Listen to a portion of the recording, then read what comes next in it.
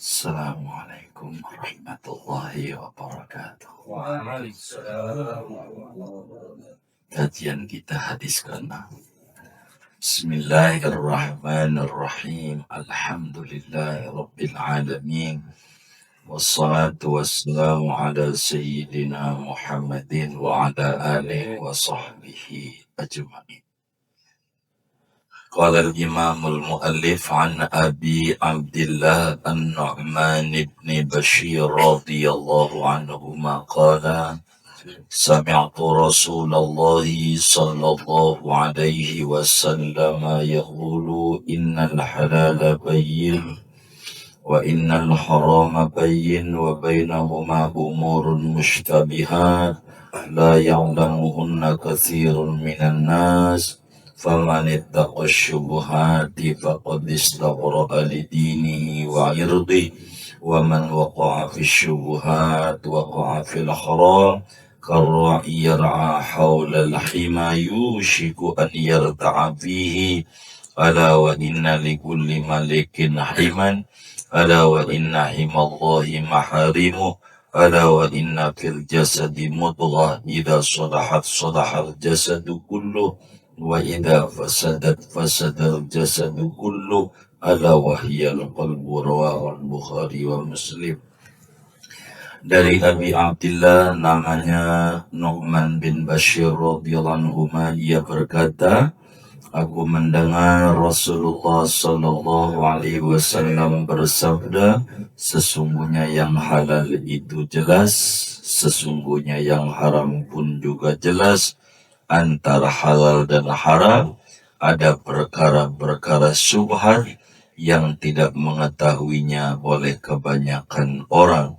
Siapa orang yang menghindari perkara syubhat, maka sungguh ia membebaskan bagi agamanya dan kehormatannya.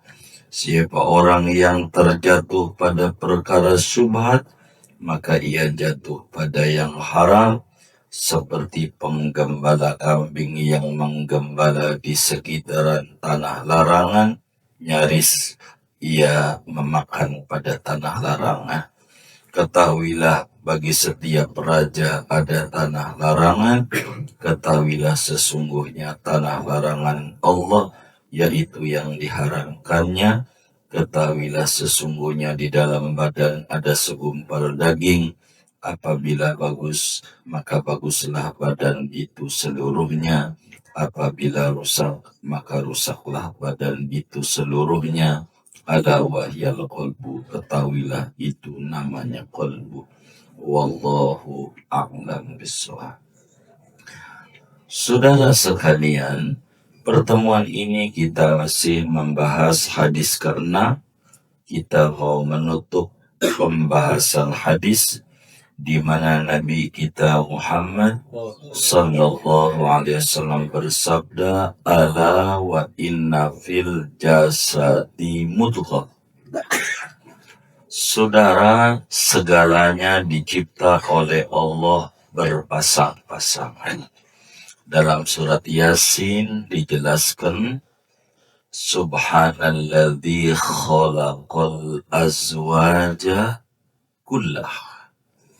Segalanya dicipta oleh Allah berpasang-pasangan, ada langit, ada bumi, ada matahari, ada rembulan, ada siang, ada malam, ada surga, ada neraka, ada hidup, ada mati, ada laki, ada perempuan, termasuk ada namanya badan, ada namanya qalbu.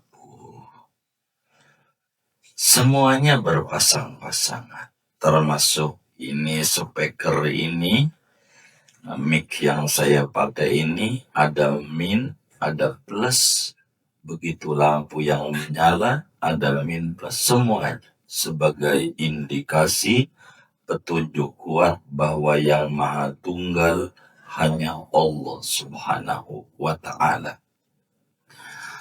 Dalam badan kita ini, saudara, ada dua. Yang pertama disebut alamul mulki. Apa tuh alamul mulki? Alam indrawi. Bisa dijamah, ditemukan oleh panca indera kita.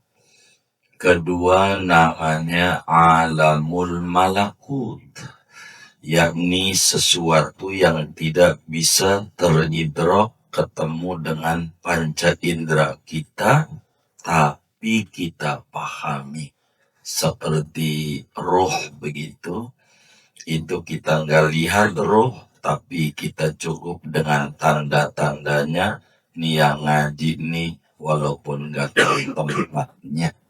Kalau boleh saya tanya, yang ngaji ini kira-kira ada nyawanya nggak ini? Kayaknya yang diam nih nggak ada nyawanya. Kira-kira ada nyawanya nggak nih ngaji? Ada. Kalau saya tanya di mana? Pala, di dada, di perut, dengkul, apa jempol kaki? Ini ada nyawanya nggak? Di mana?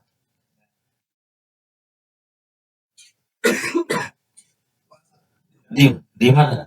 Di dada. Jadi orang mati itu ada dadanya enggak? Ada nyawanya. Ini ada nyawanya bukan? Di mana dia? Jadi biasanya saya kurang paham kalau orang al-maghfirah tuh, biasanya kalau orang nanya tuh kira-kira dinyengirin atau dijawab ya? Enggak, kan ngeri juga sayanya. Ini ada nyawanya apa kagak? Di mana? Di dada. Orang mati itu ada dadanya enggak? Ada nyawanya. Ini ada nyawanya enggak ini? Di mana? Di darah. Teman kita kemarin habis donor darah, nyawanya berkurang gitu. Karena darahnya berkurang. Begitu. Ini ada nyawanya enggak? Jadi nyawa aja ciptaan Allah. Kita nggak tahu tempatnya. Masa ada muslim dikata Tuhan duduk, dia harus tahu tempatnya. Ini namanya nggak paham dia.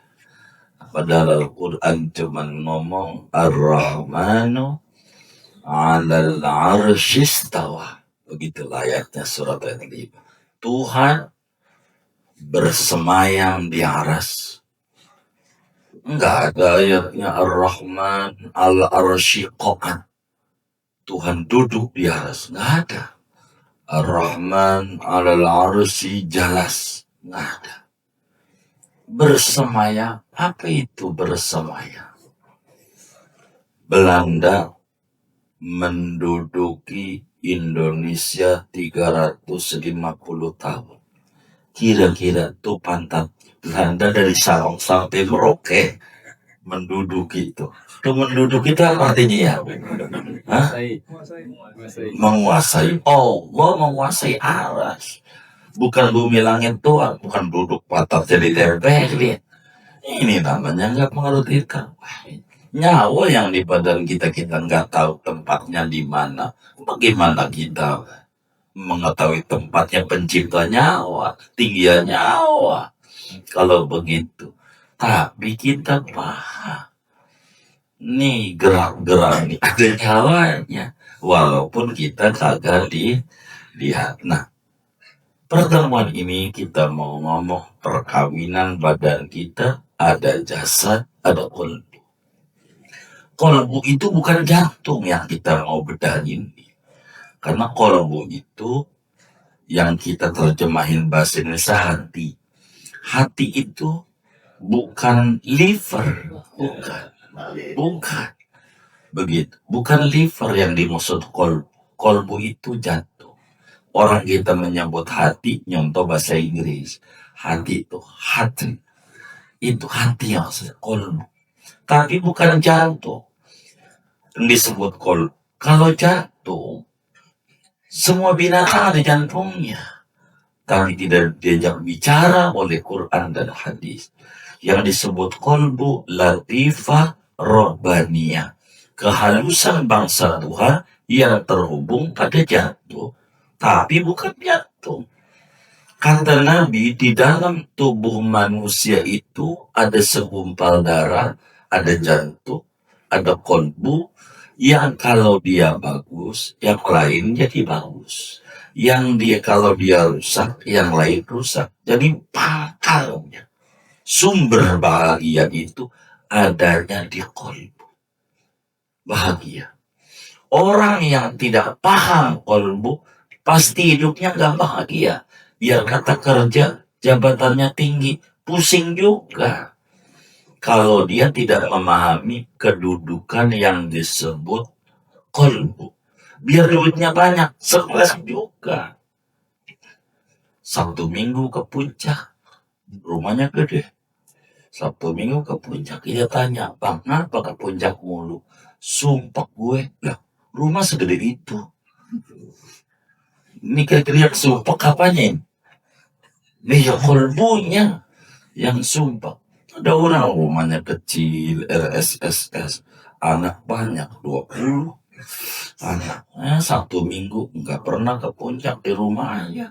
Tenang juga, mungkin nggak punya duit kali ya. Tapi tenang aja dia, karena ini kolbu. Bahagia adanya di hati, sedih adanya di hati, bahasa kitanya kolbu. Susah, senang, kaya, miskin, bukan di duit, tapi di hati. Yang disebut miskin bukan parameternya itu, nggak punya apa-apa, bukan. Coba tanya sama pengurus-pengurus masjid atau musola tuh. Ada orang tinggal di kontrakan kecil, ada acara keagamaan semacam maulid, nyumbangnya gede. Ada orang rumahnya gede, katanya punya perusahaan. Kalau ada maulid yang ditanya, ada dalilnya. Padahal pelit sebetulnya. Begitu. Begitu. Dia tanya dalil. Begitu. Jadi ini kaya dan miskin itu bukan patokannya punya duit, bukan. Seberapa banyak yang duitnya banyak. Kalau Jumat ada kotak amal lewat, pura-pura merem. Udah lewat aja, melek. Begitu, melek. Ada yang model kayak begitu. Ada nggak kira-kira? Ada. Banyak nggak? Yang masalah orangnya.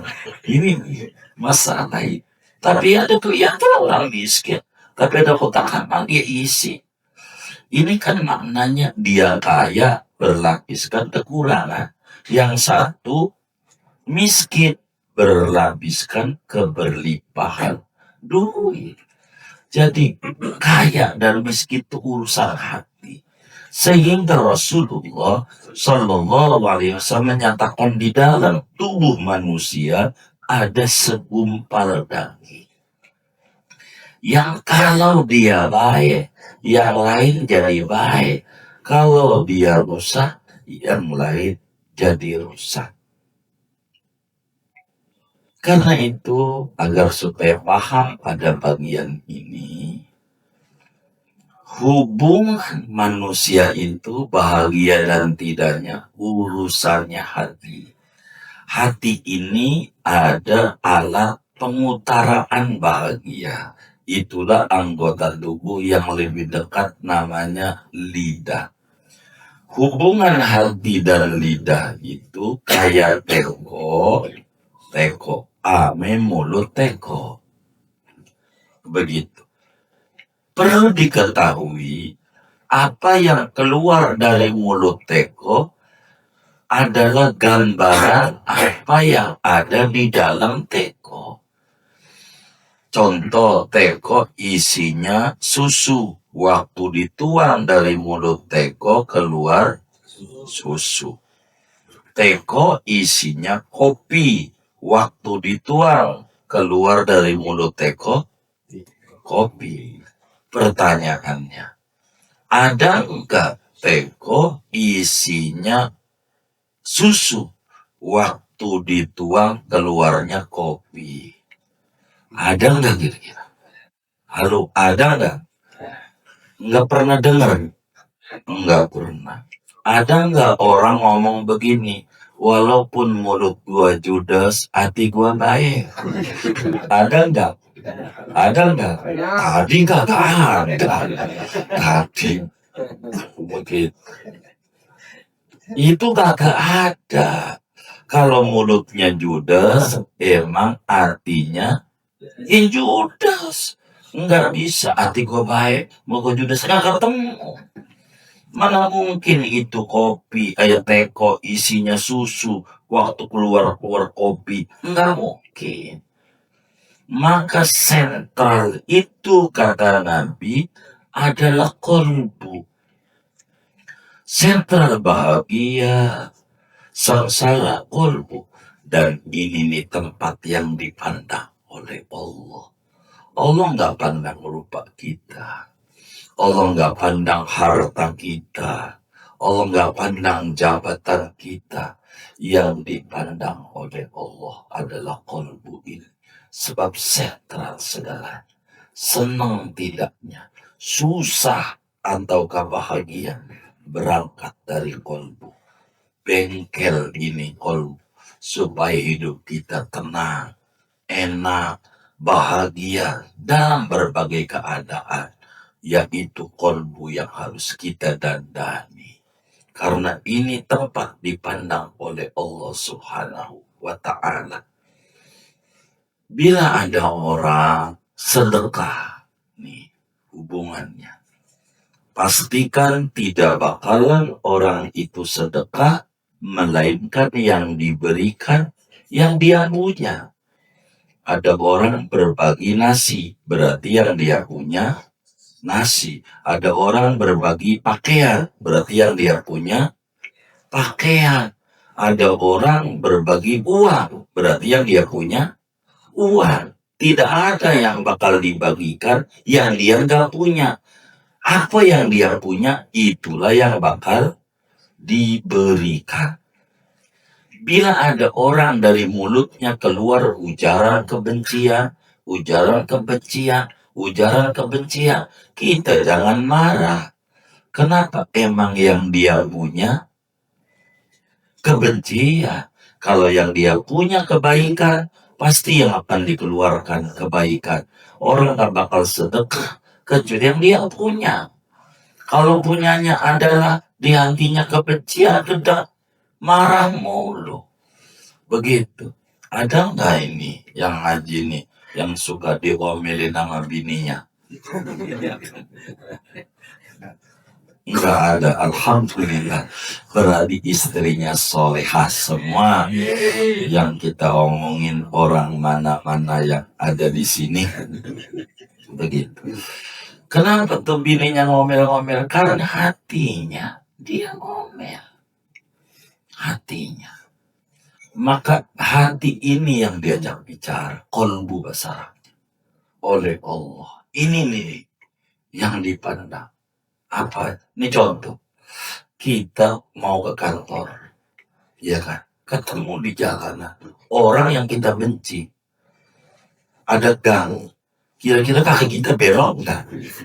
Belok nggak? Tuh belok tuh. Ada yang nyuruh nggak? Ada yang nyuruh nggak kira-kira? Hah? Nggak ada. Ada yang nyuruh nggak? Ada. Siapa yang nyuruh?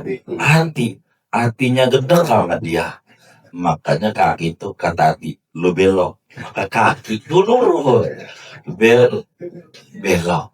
Jadi segalanya ini berangkat dari hati. Al-Quran selalu berkata, afala yatadabbarun, afala ta'qilun, afala yatafakkarun. Ini yang diomongin hati. Hati. Ini nih saudara sumber bahagia. Sumber bahagia. Maka segalanya tidak ada jarak. Jarak itu adanya pada jarak jiwa. Kenapa? Mohon maaf, suami yang marah sama istrinya di depan ngomongnya kencang banget. Kata dia, "Ma, lu nih punya mate atau kaget?" Lah, di depan kencang banget. Itu kelihatan dua nggak kelihatan. Masih ditanya, punya mata kagak? Kencang apa uratnya ini pada keluar. Sementara ada anak muda pacaran. Duduknya berjauhan. Karena di tengahnya ada calon mertuanya. Ngomongnya pelan. Iya. Kedengaran. Padahal tempatnya jauh. Yang ini tempatnya dekat. Ngapa pakai uratnya dikeluarin? Melotot-melotot. Ini tempat dekat. Tapi jiwa jauh. Karena jiwanya jauh. Supaya kedengeran. Maka uratnya kudu diangkat. Maka lihat yang tengkar suami istri itu dodar-dodar. Ngomongnya kenceng banget. Padahal pelan juga kedengeran sebetulnya. Kenapa ini kenceng? Karena jiwanya jauh. Kenapa yang pacaran tuh ngomongnya pelan padahal tempatnya jauh? Ini karena jiwanya dekat. Tempat nggak penting. Maka berapa banyak orang punya duit banyak. Ke Eropa nyampe, Prancis, apalagi dah negara Asia, mondar-mandir. Tapi ke Madinah nggak nyampe-nyampe. Kenapa? Jauh jarak dia dengan Madinah. Jarak dia dengan Mekah jauh. Nggak kepikiran. Tuhan dikasih PHP mulu. Pokoknya ya Rob, kalau proyek nikul ya Allah, saya mau ke Mekah, ke Ka'bah. Udah gulma bangun kontrakan lagi. Kayaknya orangnya ada juga ini kayak itu dulu jangan percaya tuh. Begitu. Mau ngapain? Tuhan dibohongin mulu. Begitu, bohongin mulu. Jadi jiwa ini nih yang kau didandanin supaya paham. Saya mau ceritakan surat Luqman dulu. Ada seorang hamba soleh, bukan nabi, bukan rasul. Orang biasa, tapi tinggi namanya sampai diabadikan dalam Al-Quran. Namanya Luqman. Wasiatnya tertuang untuk pada surat Luqman. Luqman ini budak, saudara. Kerjaannya ngangon kambing. Jadi satu hari kata si tuannya bilang begini, Luqman. Ini bukan Luqman, ini bukan. Luqman, begitu. Kamu potong seekor kambing, lalu kamu bagi kepada orang-orang yang kagak enaknya. Yang paling nikmatnya lu bawa pulang ke rumah. Kayaknya majikannya pelit. Yang enak bawa pulang, yang kagak enak disuruh dibagi. Akhirnya dikerjakan oleh Luqman, lalu dibawa pulang 2 kantong. Diintip oleh Tuhan, apa yang paling nikmat? Ternyata satu isinya hati kambing, yang satu lagi isinya lidah kambing. Pada bulan berikutnya disuruh lagi Luqman. Kata tuannya, Luqman potong kambing. Kamu bagikan yang paling nikmatnya buat orang-orang. Yang paling kagak nikmatnya, yang busuk, bawa pulang. Yang gak enak.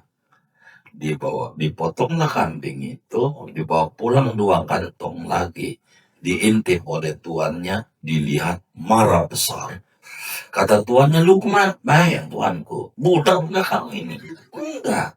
Lalu apa titahku? Bulan lalu suruh bawa pulang yang paling nikmatnya, yang gak enak dibagi sama fakir miskin. Bulan ini kau nyuruh yang paling busuknya dibawa pulang, yang enaknya buat orang. Loh, emang kuping mau waras, tapi ngambil dibawa pulang arti lagi ala lidah.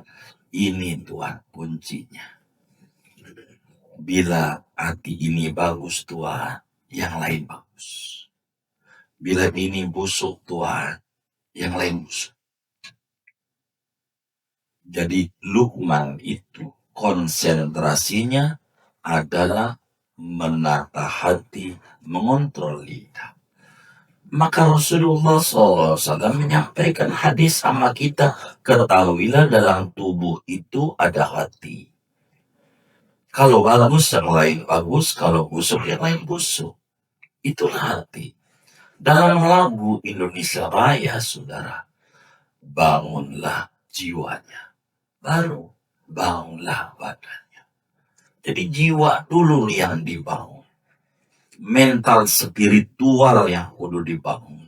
baru yang lain mau gampang. Ini dulu nih dan. Kalau ini bagus, yang lain bagus.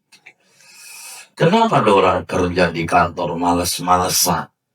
Sebetulnya bukan karena hatinya tidak ngaca. Hatinya begitu. Tapi kalau hatinya ngaca biasa aja. Payah banget kakak sebrotok, macet mulu sebenarnya berangkat lagi. Sebenarnya berangkat, mau ngapain dia mencelah? Udah tidak ada macet bagi orang yang sabar. Benar kan?